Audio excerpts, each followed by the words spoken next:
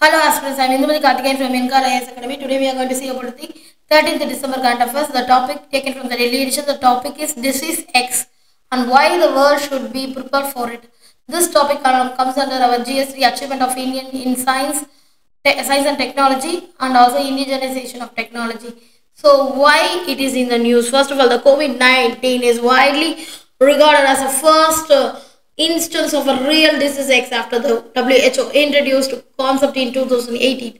When SARS-CoV-2 that is emerged as an unknown pathogen causing the global pandemic, it is exemplified the scenario that disease X was meant in represent the unpredictable novel threat requiring rapid global response and also the adaptation and mitigation strategies. That is the story. The recent outbreak reported on the first week of December 2024, the Democratic Republic of Congo, which has claimed over 400 lives and remains unclassified, has raised concern that it could be an instant of disease X. The unsettling event has resignated and also discussion about disease X is not an actual but a hypothetical disease. The World Health Organization coined in terms of 2018 described unknown pathogen that could potentially unleash devastating epidemics and also our pandemic.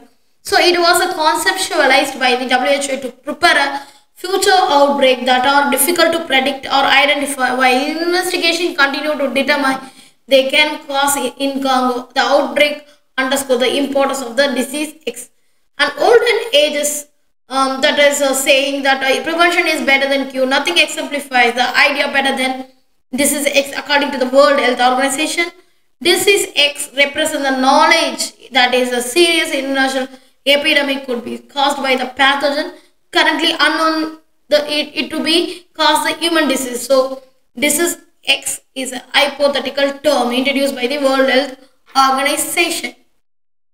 So it represents the future unknown infectious disease with pandemic potential. The concept acknowledges that despite of advancement in medicine, is unpredictable pathogens and also can be emerge challenging global health system. So why prepare for disease X, that is unpredictable and emerging pathogen?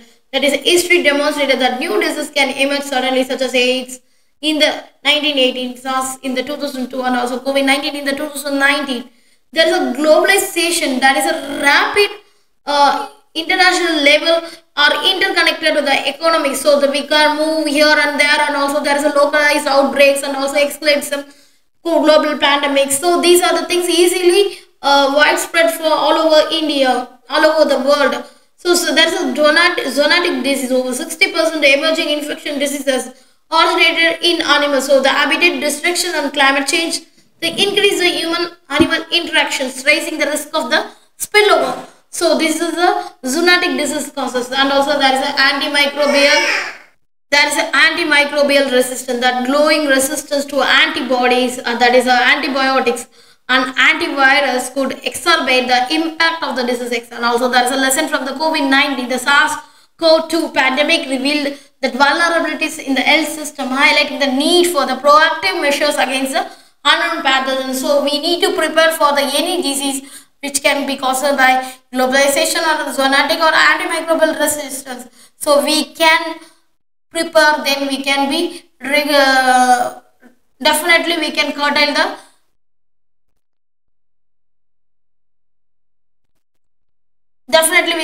the spread. So what might disease X look like? That is a unknown origin. Maybe it may be viral, bacterial or fungal, emerging from natural reservoirs or laboratory settings. Maybe it may high transmission rate, that similar COVID-19 or measles disease X may spread easily through respiratory droplet to other efficient mechanism, and also there is a outcome that combine a very high mortality rate. It is a very much high mortality rate can be, it's important that highlighting part. So we must taking care of the reduction of the mortality rate. So high transmissibility, how they are transmitting highly, it is causing it's causing a smaller area, it causing wider area, how it speeds, how it's causing. So everything will be very much important. And also there is a worst scenario, they can transmit very fastly then effectively. So we can take care immediate steps and also there is a limited initial knowledge, and also there is a lack of existing diagnostics, that is a vaccines or treatment would delay in effective response, and also we need to have the global preparedness efforts, that is strengthening surveillance system, that is yearly deduction is important, that is investment in genomic sequencing and also AI based disease surveillance for crucial for identifying the outbreaks early, and also there is a one health approach, that is integrating human, animal and also environment health to monitor that is a zoonotic threats comprehensively. So that is a we need to include that AI technology in this, and also there is a need of emergency rapid response capacity, that is a pathogens agonistic platform, the technology like mRNA vaccines which can be rapidly adapted to a new pathogen, and pivotal, or there is a global health network collaborative like WHO, international organization, international health regulation and framework, and also the coalition of epidemic preparedness innovation facilitate coordinated response to aware of this and enhancing the rapid response capacity, and also we need to strengthen our the healthcare infrastructure to stockpiling the essentials like reserves of the personal protective equipments, ventilators, and also there is a antiviral medicine drugs. There is expanding workforce needed for the training healthcare workers to manage the outbreaks and also operate in emergency scenarios, and also there is a strengthening our ICUs. It's expanding intensive care unit capital to handle the surges in severe cases, and also we need a fund and research is much more important. So pandemic fund organization like the World Bank should maintain the pandemic fund finance preparedness initiative in vulnerable countries, and also there is a vaccine development accelerating research into universal vaccines such as those targeting broad virus families, and also there is a communication, that is a public communication, combating the misfortune information through ensuring accurate timely information to avoid the panic and also the misinformation during an outbreak, and also we need to engage the public in the health measures through consistent and also transparent messaging. But we have so much of challenge in that is a equity in preparedness. The developing nation often lacks the resources and implement robust surveillance and also the response team. There is a global cooperation is required.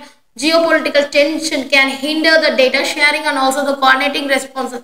The funding sustainability interest in pandemic preparedness often wanes during the Indo-pandemic periods, leading to underfunded initiative, and also there is a climate change impact. It's main thing to frequently affect the climate and also the worst climate, so it wave frequency and diversity of pathogen can be increased predominantly. So these are the things is mainly encourage and fuel the epidemics, and also there is a crucial step why failure to prepare for disease X could result in catastrophic to human and also the economic loss. The proactive investment in global health security are far less so costly than reactive response during the pandemic. Thank you so much.